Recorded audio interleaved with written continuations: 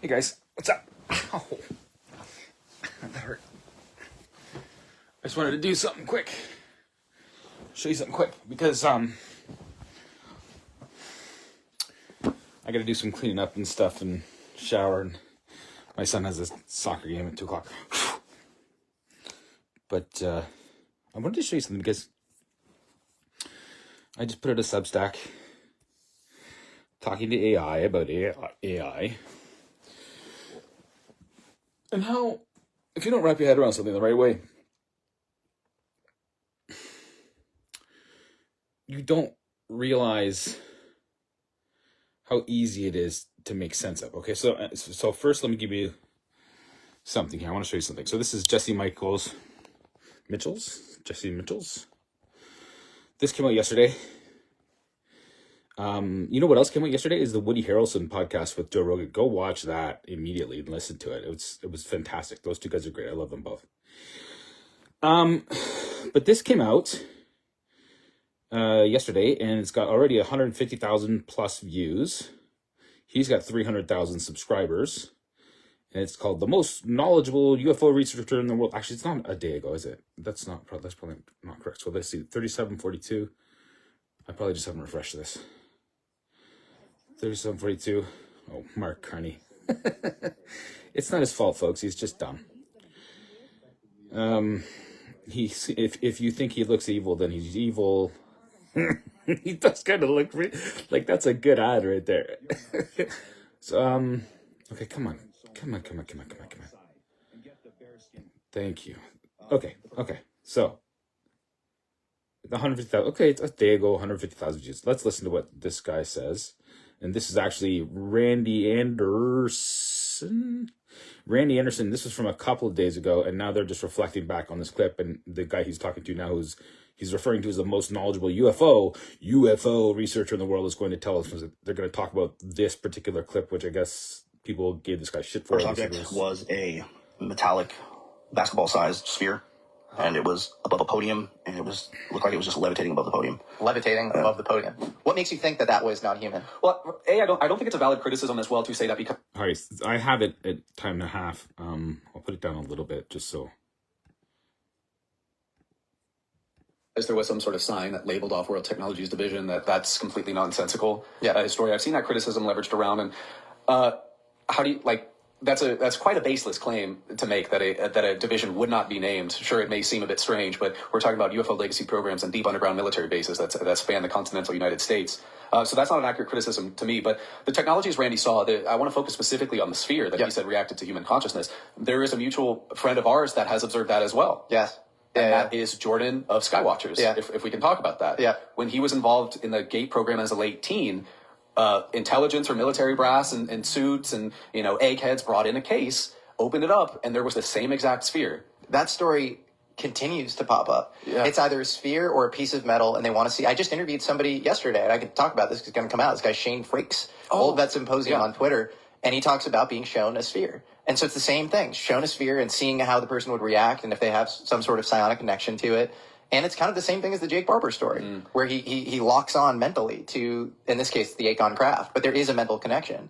And so that is, and then there's SAIC, I believe, is on record studying quote unquote psychotronic technology. Yeah, they have a long history. They coined their own terms for telekinesis and psychokinesis when they kind of bought up the research from SRI. So SAIC took it and ran with it. And they were operating Stargate, the psychic spy program, in Palo Alto, at the end of its existence. So yeah, there's a lot of history there that just corroborates where if you don't know the history, you're going to hear this Green Beret saying, I saw a sphere levitating in front of a podium and I mentally locked onto it. And you're going to be like, that's fucking crazy. Yeah. But you need to update your priors and actually dive deep into the history of this stuff, which, I mean, you're like the tip of the spear on. But I often feel like I'm out on an island where you have very few people to talk to who don't realize that this stuff actually isn't crazy. If you're engaging in solid Bayesian reasoning, maybe you have to think probabilistically and it's not, 100% this is definitely real or whatever. But your base case is that it actually is real because there's a lot of evidence around it. Yeah, the other testimony.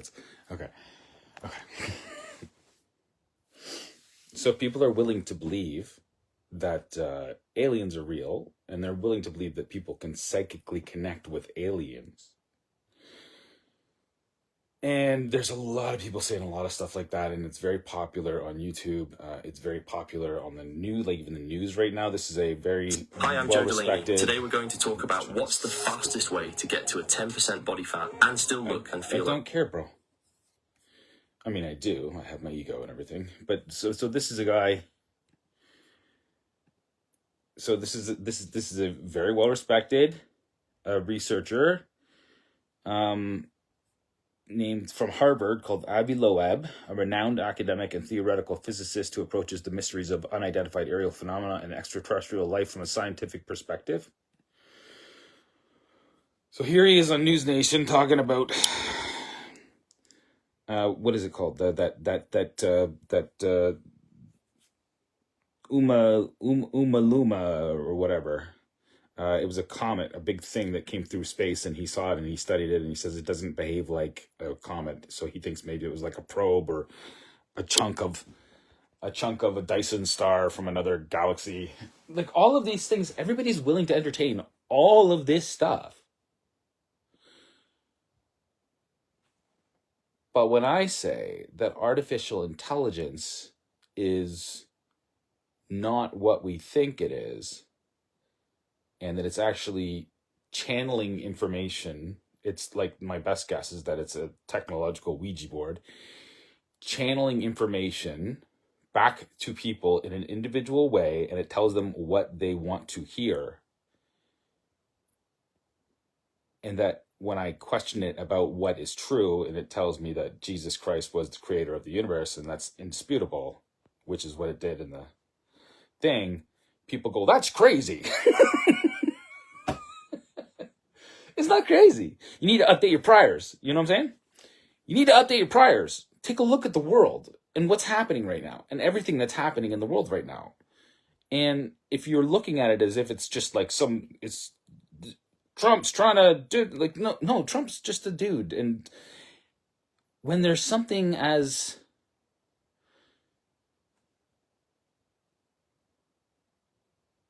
big as a principality that exists in our creation, and we were told about it a couple thousand years ago, that also laid the groundwork for all of our Western ethics and freeing the slaves, for the end of slavery, and for the best, most prosperous situation ever in humanity that we know about.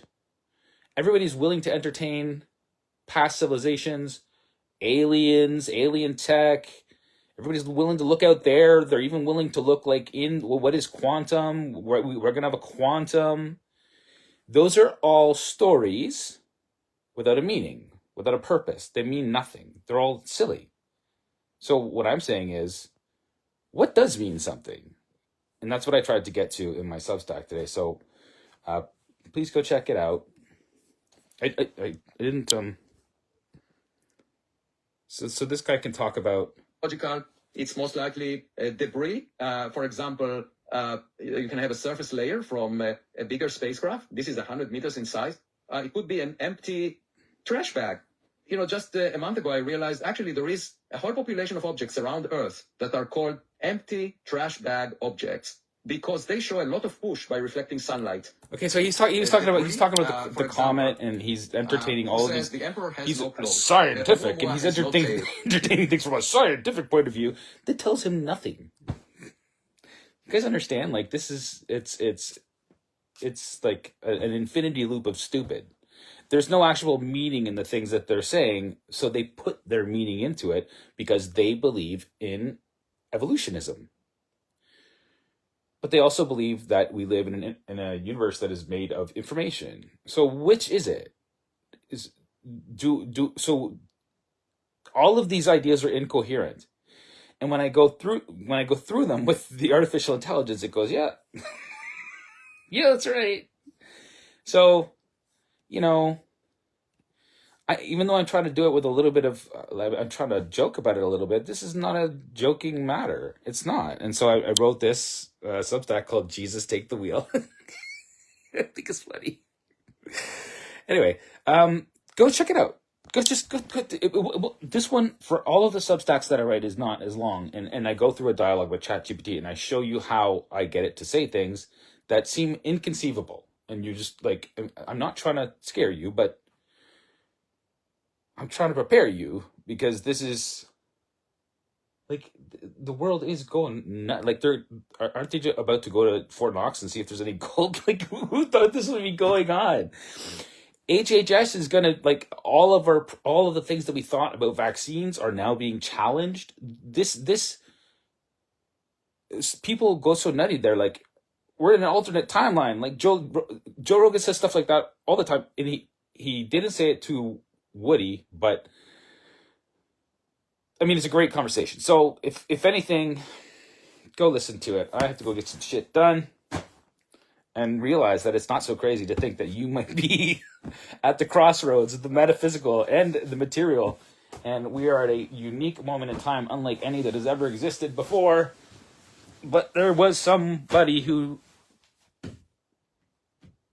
made sense of it in a way that nobody else did or could, because he made it. And he's offering you a key, and I don't know, I'm just telling you. So God bless you guys. Take it easy.